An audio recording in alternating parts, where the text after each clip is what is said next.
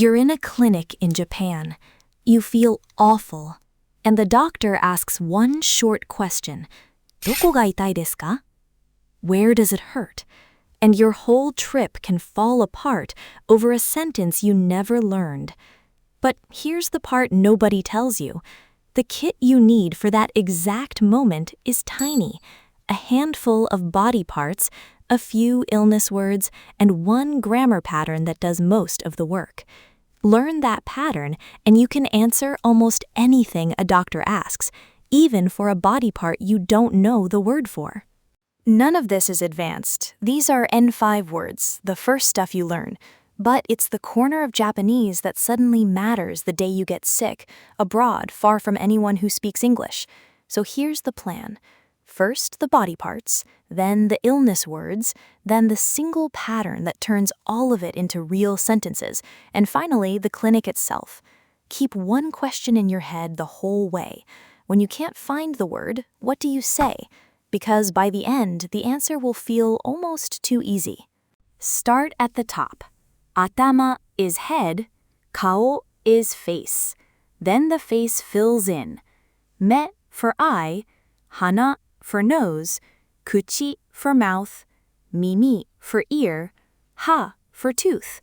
And one thing that quietly saves you, body parts don't change for plural. Mimi is one ear or two ears, same word. Now, two readings will feel wrong. Me is just me. Ha is just ha. One syllable each, and your brain will insist a real word must be longer. Don't let it. Those are exactly right. And a hook for the set. Hana sounds just like hana, the word for flower, a flower in the middle of your face. And mimi doubles its sound, mimi like two ears. Now down the body. Chest is mune, back is senaka, shoulder is kata, throat is nodo.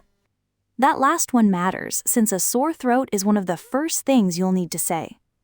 Then the belly. You'll almost always hear it as onaka. That o isn't politeness toward anyone, it just softens the word. The bear hara sounds rough, so as a learner, default to onaka. For arms and legs, te is hand, ude is arm, yubi covers fingers and toes, and ashi is your foot or leg. But ashi hides a trap. It's written two ways. Ashi is the everyday one, the foot. Ashi is the formal one, the whole leg. Your rule, write the everyday one for almost everything, and just recognize the formal one when it shows up on a form. Now, the words for being sick. A cold is kaze, a fever is netsu, a cough is seki, and a runny nose is hanamizu, literally nose water, so you'll never forget it. Then byoin is the clinic, isha, the doctor, kusuri, the medicine. But two of these come with a verb you can't guess. First, the cold. In Japanese, you don't catch a cold, you pull one. Kaze o hiku, with hiku, to pull or draw in. The old idea was that a cold was bad wind you drew inward into your body. Second, the fever. You don't say you are a fever, you say a fever exists. Netsu ga arimasu, using aru to exist.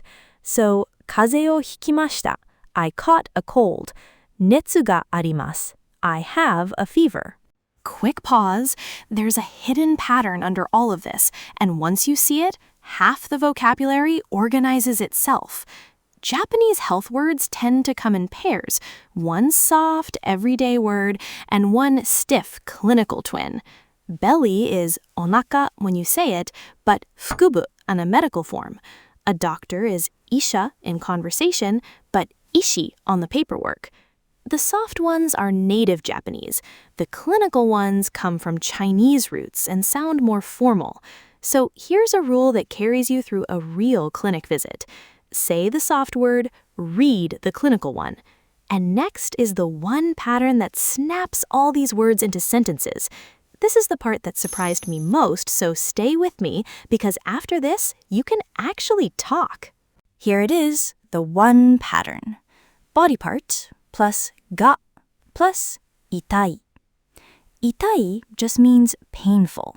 So, atama ga itai is my head hurts.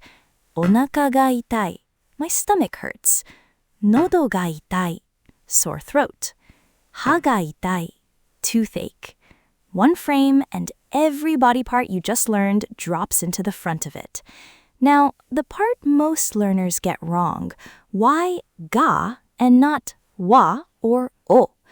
Itai isn't an action you do to something, it's a sensation. Nothing is being acted on, so o, the object marker, has no job.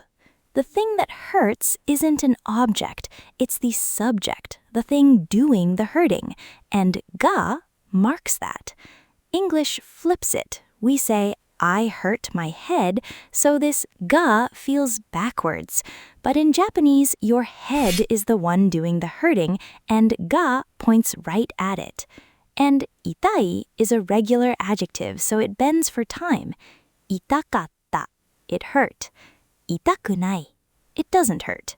The body part and the ga never move, only the ending changes. And now the payoff I promised. Go back to that doctor's question, どこが痛いですか? And look again. It's your own sentence, turned around. どこ means where, and it drops into the exact same slot the body part went. The doctor isn't asking something new, it's the frame you already know. But here's the move that makes this bulletproof. What if you don't know the word for the part that hurts?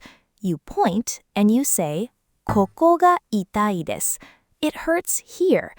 ここ means here, and it slots into that same position. So you never actually need the word. You point at the spot and the pattern does the rest. That one frame just covered the doctor's question, your answer, and every word you never learned. And it keeps going. 薬が欲しいです. I'd like some medicine.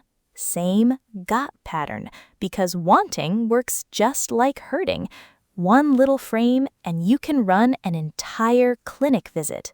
One last twist, and it's a strange one. The pattern works perfectly for your own pain, but not for someone else's. Say, 彼は足が痛いです. His foot hurts. And it's slightly wrong to a Japanese ear, because plain itai claims you can feel a feeling that isn't yours. So you switch to what you can see. You add garu, and itai becomes itagaru. Looks like he's in pain.